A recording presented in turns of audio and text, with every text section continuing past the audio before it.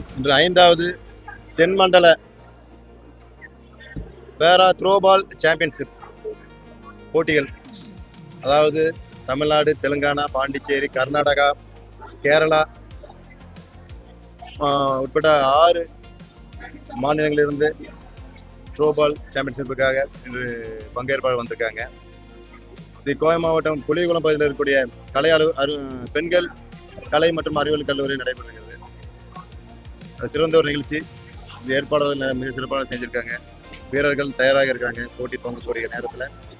இதே போல ஊக்கமளிக்கக்கூடிய, அதாவது ஏற்கனவே சொன்னது போல சாதனைக்கு தடை என்பது நம்ம மனசு மட்டும்தான் இருக்கும், வேற எதுவுமே இல்லை.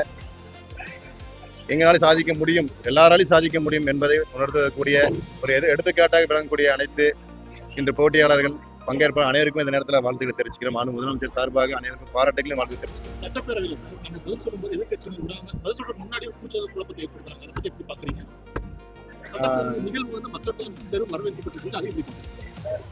இதுவரைக்கும் இல்லாம முதல் முறையாக நேரடி ஒளிபரப்பு என்பது முழு நேர நேரடி ஒளிபரப்பு, அதாவது பகுதி நேரமாக மட்டுமல்லாமல் யாரு பேசினாலும் அவங்க சைட்ல கேமரா திருப்பக்கூடிய அளவுக்கு ஒரு ஜனநாயக முறையில ஒரு சட்டசபையில் நடத்தக்கூடிய ஒரு மாண்பு முதலமைச்சர் அவர்கள் கிடைச்சிருக்காரு.